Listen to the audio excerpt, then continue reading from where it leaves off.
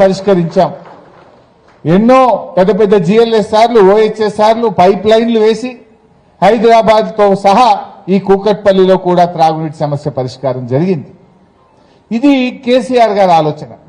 మీరు ఏదైనా తీసుకోండి, పేదల కోసం కళ్యాణ లక్ష్మి, వృద్ధులు వితంతువుల కోసం 2000 రూపాయల ఆసరా పెన్షన్, ప్రభుత్వ ఆసుపత్రులు బలోపేతం చేస్తూ కేసీఆర్ కిట్టు, ఎప్పుడో ఉస్మానియా, గాంధీ, నిజాం, బ్రిటిష్ కాలంలో పెట్టిన దవాఖాన్లు తప్ప హైదరాబాద్కు దవాఖాన్లు లేవని అటు సనత్ నగర్లో టిమ్స్, మల్కాజ్గిరిలో టిమ్స్, ఎల్బీ నగర్లో టిమ్స్, అంటే ఒక గాంధీ ఆసుపత్రి లాంటి మరో 4 ఆసుపత్రులను హైదరాబాద్ చుట్టూ తెచ్చే ప్రయత్నం.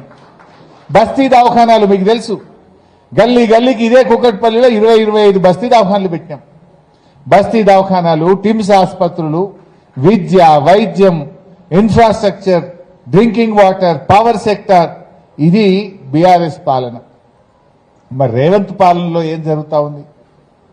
ప్రభుత్వ భూములు ఉంటే అమ్మకానికి పెట్టడం, హౌసింగ్ బోర్డు భూములు, టీజీఐఐసి భూములు లేదా స్వగృహ భూములు, ఎక్కడ భూమి ఉంటే దాన్ని అమ్మడం.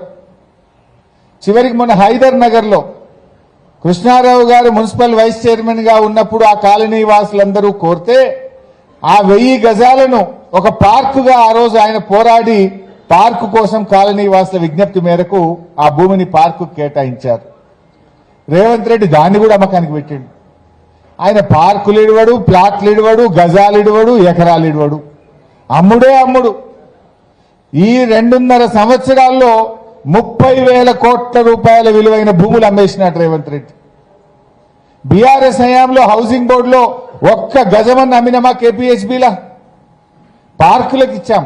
మీరు కోరితే పార్కులకు ఆనాడు కేటీఆర్ గారు స్థలాలు కేటాయించారు, ఇన్ఫ్రాస్ట్రక్చర్ కేటాయించాం, ఆసుపత్రుల కోసం ఇచ్చాం. కానీ ఈరోజు అమ్మడం తప్ప ఇంకేం మిగలలేదు. ఈ తెలంగాణలో 30,000 కోట్ల భూములు అమ్మారు ఇప్పటికే. ఇంకేం మిగిల్చే పరిస్థితి కనబడతలేదు. రేపటి భవిష్యత్ తరాలకు ఓ దేవాలయం కట్టడానికో, ఓ చర్చి కట్టడానికో, మస్జిద్ కట్టడానికో, లేదు ఒక ఆసుపత్రి కట్టడానికో, ఒక పాఠశాల కట్టడానికో, ఒక కాలేజీ కట్టడానికో, ఒక వాటర్ ట్యాంక్ కట్టడానికో రేపు స్థలాలు అవసరం లేదా?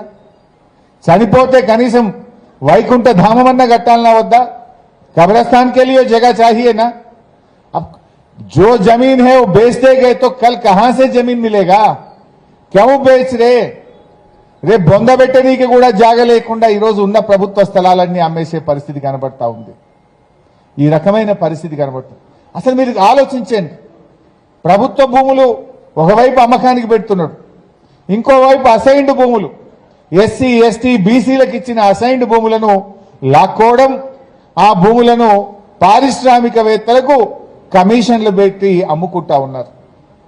ఆయన తమ్ముడే, మొన్న ఈ మధ్య మీరు చూసుంటారు, రేవంత్ రెడ్డి తమ్ముడి కంపెనీకి 100 కోట్ల విలువైన భూమిని ఇవాళ అడ్డికి పావుషేరుకు కట్టబెట్టినారు. ప్రజల భూములేమో ప్రభుత్వ ఆస్తులుగా, ప్రజల భూములనేమో 22A నిషేధిత జాబితాలో పెడుతున్నారు, ప్రభుత్వ భూములేమో ఆయన కుటుంబ సభ్యులకు కట్టబెడతా ఉన్నాడు. ఈ రకమైనటువంటి పరిస్థితి.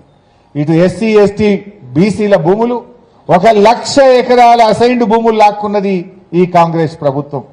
పట్టాలు ఇస్తామని చెప్పిండ్రు, పట్టాలు ఇవ్వలేదు. కానీ వాళ్ళ దగ్గర ఏదో 20 లక్షలు 30 లక్షలు ఇచ్చే భూములు తీసుకొని పారిశ్రామికవేత్తలకు కమిషన్ల పేరిట కట్టబెట్టే ప్రయత్నం జరుగుతూ ఉంది.